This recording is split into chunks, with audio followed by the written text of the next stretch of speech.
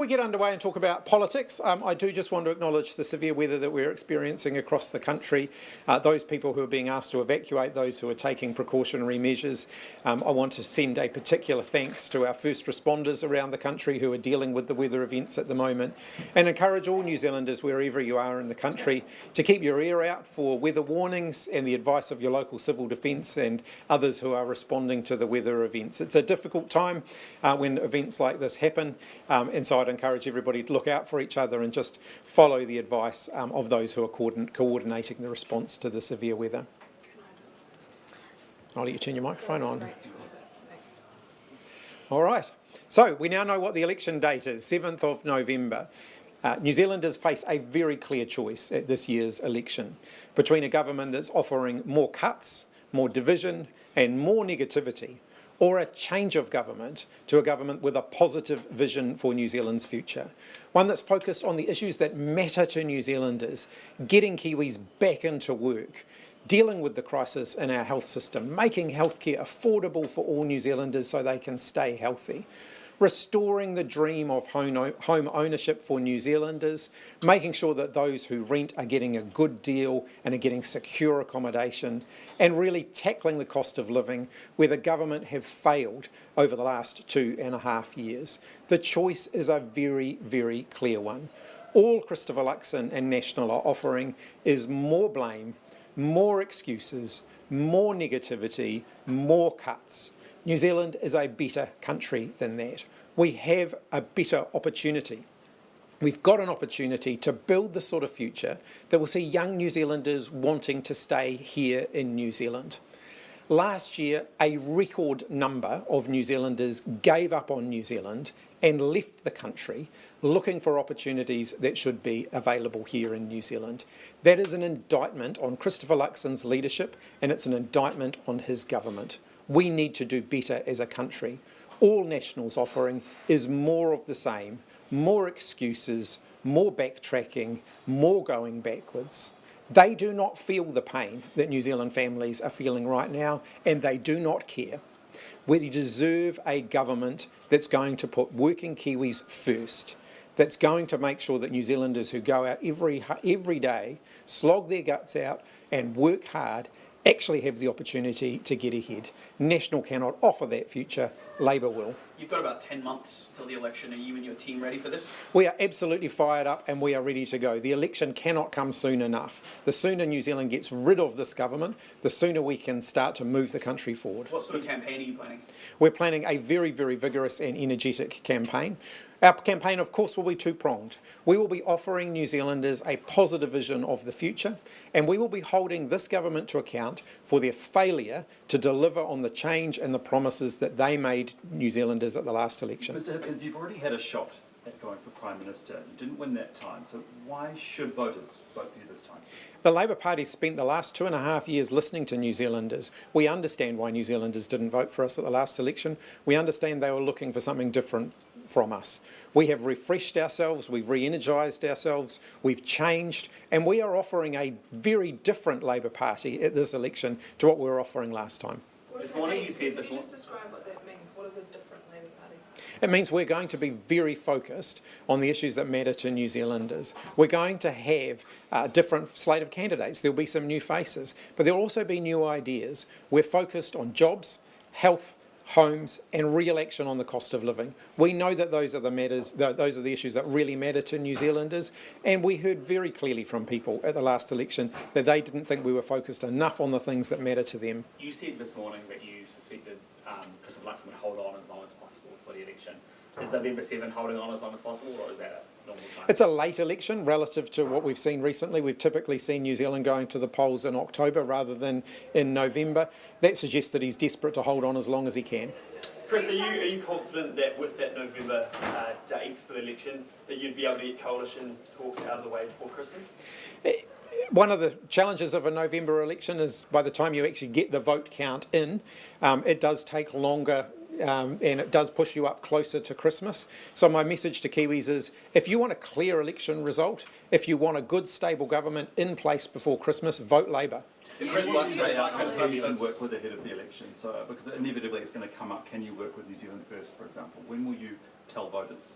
We'll set that out later in the year. Christopher Luxon has said he'll be ready to have a government by Christmas. Can you make that, obligation, that promise to Kiwis as well, or is it not really that clear? Well, I mean, he confidently predicted it would take a matter of days to form government last time, and it was one of the longest coalition negotiations New Zealand's ever seen. I think New Zealanders can see Christopher Luxon's track record on this and know that it's just another hollow slogan. You mentioned a few new faces, and we saw Adrian Rurafe today announce that he's going to be stepping back. We've seen Duncan Webb announce that he's been stepping down as well. Is there anybody else in your caucus that is going to be resigning between now and election? Not expecting any more retirements. There's some very vigorous, candidate selections going on across the country at the moment. That's a sign of the health of the Labour Party, the healthy state of the Labour Party. A lot of people wanting to be our candidates at this election. Christopher Luxon, You'll have to wait and see. Christopher Luxon told people to party vote national if they want a stable government. Does that show he's worried about the Influence Act in New Zealand First had? Well, look, I mean, he has been the biggest party in Parliament. He's led the biggest party in Parliament for the last 2.5 years and failed to deliver a stable government. He's let Winston Peters and David Seymour run circles around him. All of the polls are showing that National will be a smaller part of the next government, should they manage to be in government. That suggests that if you want stable government, vote Labour. All the polls are also showing if you want to be in government, you need either Te Pāti Māori or New Zealand First. I mean, people would look at that and say that's a bit chaotic. Labour's support has been consistently increasing since the last election. We ended the year getting closer to the 40 mark, and we're intending to do significantly better But than only that. a few polls have shown that you could do it just with the Greens. I mean, are you confident? We're just starting to build our campaign. You just wait. You want to do this without New Zealand First and without Te Pāti Māori? Labour's intending to build our vote significantly higher than we've got it now. But without Te Pāti Māori? We'll set those things out later on. Mr. Hipkins, have you we're out here in West Auckland. How important are the outer suburbs for this election? We know that Auckland's really important to us. We did lose a lot of support in Auckland in the 2023 election. We've been working hard over the last 2.5 years to build that back. We're very encouraged by the progress that we've made here in Auckland. We've been really seeing a big on-the-ground increase in our support, but we've got more work to do. Areas like West Auckland, where we are here today, are areas that are really important to Labour. We're going to be targeting them very, very actively. Do you have any What is intensification? the strategy for an outer suburb election campaign? Yeah, well, talking about the issues that matter most to New Zealanders, of course, is important to winning the election. Here in places like West Auckland, knowing that there are good, well-paid jobs available, knowing that housing is affordable for all people living here, knowing that they can get the healthcare they need when they need it, and knowing that the government's actually doing more on the cost of living than just talking about it. These are things that are really important to people on the ground here. That's the very clear message that we've heard from them. So you can expect to see our campaign really focusing in on those issues. The intensification issue that sees speculation that Chris Bishop and Christopher Luxon aren't seeing eye to eye on it. What's your thoughts on that issue? Oh, it's a massive slap in the face to Chris Bishop. He's been working on this for the last 2.5 years. It's now clear he's going to be overruled by Christopher Luxon, who's panicking because he's seen national support in Auckland collapsing. It's not just collapsing because of house prices, it's collapsing because National's failed to deliver. Would Labour keep that 2 million figure? Well, we haven't even seen what the government are proposing yet. But do you commit to... Part of the reason for going late is that those economic indicators are trending, I guess, more favourably for National. What is your response to that? This time last year, Christopher Luxon confidently predicted that the economy was in recovery, unemployment had peaked, and that things were going to get better. Since then, we saw the economy shrink, more people lose their jobs, the government's finances deteriorate further, and the economic going get even harder for New Zealand families. Christopher Luxon is out of touch with New Zealanders, holding on to the very, very last possible date he could have called the election, shows how desperate he is. Chris, an MP in India has announced that the Labour Party supported the free trade deal. Have you? Sorry, what was that? An MP in India has posted on X that the Labour Party supported the free trade deal. The New Zealand Labour Party, because there is a Labour Party in India too, so we've just got to be clear about that. We're going to be talking about that at our caucus meeting next week. We have had briefings from the government. We are very supportive of free trade agreements. We always have been.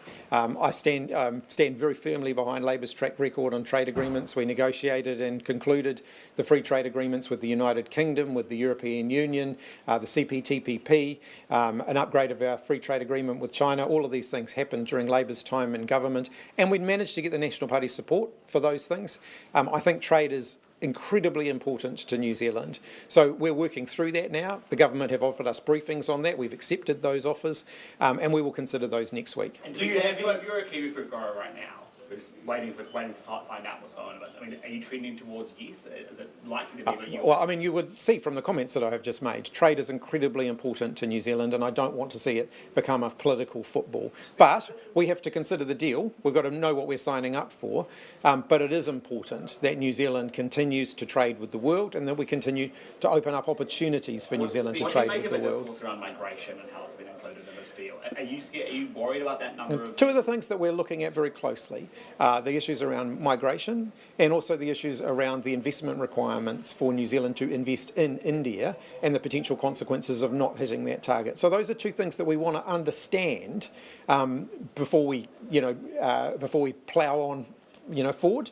And so we're working through that now. You mentioned political football before. What do you make of the discourse between Nicola Willis, Winston Peters and Dr. Anna Bremen around this statement of support to the Fed chair, and then Anna Bremen putting out the statement, Winston saying she's, quote, out of line or stay in her lane, and then Nicola Willis reining her in a little bit? I think Anna Bremen is perfectly within her rights as Reserve Bank Governor to express her views on the importance of the independence of central banks, such as the Federal Reserve. Yes, the Reserve Bank is independent. No, that does not extend to foreign policy, but I did not see anything in that that would have given me concern had I been Prime Minister. And then now that we've got an election date in mind, there's been some speculation from the government ministers and MPs that you would give the finance portfolio to Chloe Swarbrick. Is that something that you are thinking about at this stage?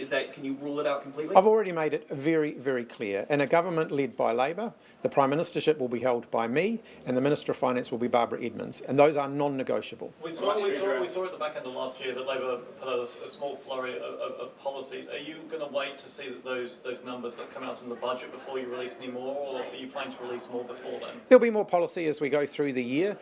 Some of the issues around the fiscal plan, so how we will balance up the government's books and any major spending commitments and so on, those things will come later in the year. In your opening speech, you criticised Nicola Willis, for spending more, the blowout, etc.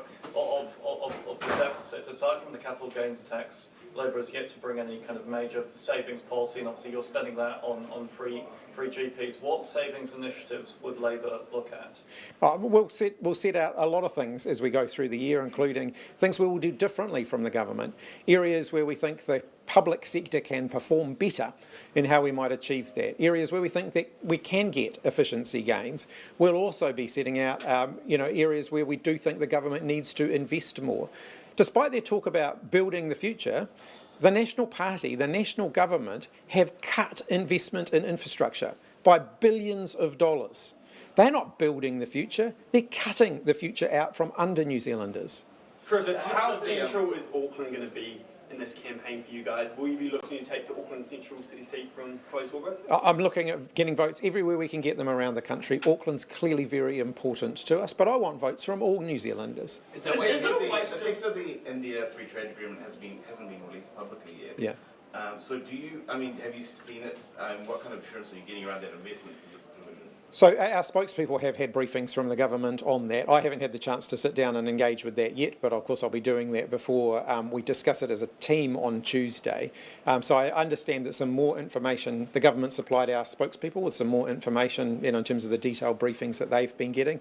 And so I want to have the opportunity to consider that in detail. And it's election year yet again, I guess. Do you think there should be a referendum for a 4-year term? I personally support a 4-year term. I understand the government committed to a referendum on a 4-year term. My message to New Zealanders is I think you'll get better government out of a 4-year term. Having said that, sooner this election's over and done with and this government's gone, the better for the country. What about retirement age? I mean, that was something that came up within Christopher Luxon's speech the other day. He said at some point in time that will go up to a bit higher. What is the Labour Party's position on that? Well, we don't have a retirement age in New Zealand. We have an age of eligibility for New Zealand superannuation. And Christopher Luxon saying to hard-working New Zealanders that they have to wait longer to be able to access superannuation is not the answer. It means that for New Zealanders who have worked hard in manual labouring jobs, whose life expectancy is lower than for other New Zealanders, they will be particularly disadvantaged by that. It once again shows how out of touch Christopher Luxon is with working New Zealanders. So to be clear, the Labour Party won't go into the election with any sort of policy that shifts the eligibility for superannuation? The age of eligibility will not change. What about indexation? Because obviously currently it's indexed to CPI and to wages, which are benefits, all the other benefits that go to people who are working age. We'll set out, comprehensive policy across all areas, including superannuation, KiwiSaver, and so on, as election year unfolds. This is election year, so you'll see from Labor much more in the policy space. Would Labour be open to lowering the superannuation age for Māori? That's not something that we've considered. On KiwiSaver, you had some time to think about now the government's National's push to increase the rate to 6%. Is that something Labor could get behind? It's your policy from 30 years ago. Position is the same as it's always been. You can't trust National on KiwiSaver. This is a national party that cut KiwiSaver twice, cut government contributions to KiwiSaver twice, and is now saying that KiwiSaver is the answer. This is a national party that cut contributions to the New Zealand Superannuation Fund on pretty much every year that they were in government. When it comes to securing the retirement of New Zealanders, National cannot be trusted. Do you think Kiwis can afford to have their pay go down essentially by 2 or 3% to increase their contribution rate currently? When the National Party announced that they wanted to increase KiwiSaver contributions, I indicated that that was something the Labour Party was very open to supporting. But the key thing for us is how you support low-income New Zealanders and self-employed New Zealanders through that kind of a change. We know that a number of self-employed New Zealanders are not currently in KiwiSaver. We know that a number of low-income New Zealanders, even if they are in KiwiSaver, have opted out of making contributions to it. And so that is something that we need to work through. Got any thoughts about the Prime Minister umming and ahhing about going to Waitangi? The Prime Minister should be at Waitangi. He should front up. It is our national day. It is important that the Prime Minister is there. He shouldn't be running scared. If he's running scared, it shows that he's running scared of his own track record. Did you see the CTU's Mood of the Workforce survey? I've seen reporting of it. What do you think of the Green Party co-leaders receiving the most support, higher than you? I don't read too much into that at all. Can I just ask about your new social media? What is this? What is this image? You'll be pleased to know that I didn't design it myself, Okay. we've done some refreshing of our social media content, and you'll see plenty more of it. Is this New York tapping Mayor, into maybe? Zoran Mamdani's campaign? Are you tapping into that? Not necessarily. Our campaign will be a uniquely New Zealand Have you campaign. taken any ideas from it at all? Oh, we always look at ideas that we can gather from around the world, but our campaign will be about New Zealand and New Zealanders. You've also hired quite a controversial social media figure to run or be part of your social media campaign going forward. What's the sort of the thinking around that? Well, social media will be a much bigger part of this campaign than any previous campaign. Social media has been progressively growing in its influence in election campaigns over the last few electoral cycles in New Zealand. I imagine that's going to continue. Chris, what's your plans for Ratana? I'll be heading to Ratana on Friday. So my understanding at this point, is always a little fluid, but my understanding is that all the political leaders will be welcomed together on Friday. I will be there to celebrate Labour's special relationship with the Ratana Church. It's always been important to us. I've been every year that I've been leader of the Labour Party. In fact, I've been most years that I've been a member of Parliament, and I tend to continue up with that tradition. Do you think there will be a special acknowledgement for Adrian Udafi this year? Absolutely, and I know that one of Adrian's reasons for wanting to make his announcement today is that he didn't want to go along on Friday, knowing that he'd decided that he was not going to be standing again and not having told his whānau about that decision. Sorry, just to circle back to the Indian MP's post, just double checked, it is definitely the New Zealand Labour Party, and he's got 8 million followers, so why would he get this idea that obviously I can't comment on tweets from around the world that I'm not responsible for, but New Zealand Labour Party will be considering this at our caucus meeting on next Tuesday. Does this election date change anything about another large date that you have coming up? Well, it means I'll probably have to start having that conversation. We did say last year we would wait till the election day, and that a wedding date was likely to be sometime in 2027. Will you have a press bench? At my wedding. Are you angling for an invite, Jason? Oh, didn't invite me. Sorry. And on social media briefly, are you going to be releasing your summer playlist? It hasn't been a priority for me, no. Can you be really clear, what should Christopher Luxon be saying right now around Trump's threats to EU over Greenland? Should New Zealand have a stronger stance on this? New Zealand should be principled and independent in its foreign policy, and that means standing up for international law. The United States' threats against Greenland are a threat towards international law. What they have done around Venezuela is also in breach of international law, and New Zealand should continue to be principled in calling that out. We call out other countries when they breach international law. We should make sure that we are being consistent across the board on that. Do you say that- would you expect say foreign that- policy, do you expect that international affairs will have a larger part to play in this election than usually, given... I think that is likely. I think New Zealanders are pretty anxious about the state of the world at the moment. And is the United States a rogue nation at this point? The United States is pushing the boundaries in a way that New Zealand should be principled in calling out. Do you have any thoughts about the Prime Minister should have a reshuffle? You got any suggestions what portfolios should be moved in? Oh, look, he can reshuffle the chairs on the deck of the Titanic as much as he likes. At the end of the day, he's now down to his last couple of 100 days as Prime Minister. I think New Zealanders want to see progressive, positive change. They want to know that there's a vision for the future of the country, not just a whole bunch of management mumbo-jumbo. What about on your side? You spoke about having new energy. This is new Labour Party coming into this election. What specific lessons have you taken personally in terms of campaigning compared to last time? What are we going to see from Chris Hipkins this year? Oh, look, I'm not going to set out all of our campaign strategy, but you'll see a different style of campaigning this election to the last one. Yep, including from me. Are you? You have previously acknowledged, I think, that one of the things that went wrong for you last time was that you didn't pivot your campaigns like it was set up for Jacinda Ardern, and you didn't pivot to make it a Chris Hipkins campaign. So what does a Chris Hipkins campaign look like? You're about to see. You mentioned before the Titanic line about the reshuffle. Have you got a reshuffle on your cards in terms of your caucus? Yeah, there'll be some minor reshuffling. It's not going to be a wholesale reshuffle, but there'll be some reallocation of portfolios based on the retirements coming up. So Duncan Webb and Adrian Rudrafan. These things always, it's like a bit of a game of chess. You know, you move a few pieces around, it always involves a few subsequent changes from that. Are the big hitters on your front bench still remaining in Absolutely. place? Do you think some of the candidates you have lined up could go straight to Cabinet, should you win? You've got a former Grant Robertson staffer, the former staffer yourself, you've got a highly respected Northland doctor. I'll set this all out for you right now.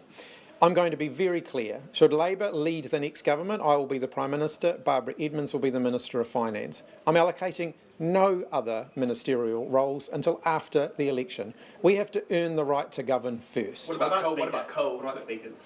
What's that? What about the Speaker? Adrian was obviously the main candidate for your Speaker. Well, Greg's already put his hand up for that. Of course, he'll be a very strong contender for it. But again, I'm not allocating any specific roles until after the election. You mentioned finance, though. I mean, is that just Labor, or is there a world where that could be a co-finance ministership? Barbara Edmonds will be the Minister of Finance. Associate Minister? Oh, look, I'm not allocating portfolios. I've been very clear. We will hold the Prime Ministership, the Minister of Finance. The Minister of Finance being the Minister of Finance as it is currently constructed, that will be with Labor and it will be with Barbara Edmonds. And just to be clear, so is Greg O'Connor definitely standing on the list if he wants to be Speaker? Because we're still having an eye over that. Well, look, those are decisions for Greg, but we've already had a conversation where he's indicated an interest in being Speaker, and I think he'd be a very strong contender for that job. All right, thanks everybody. Cheers. Thank you. Yeah.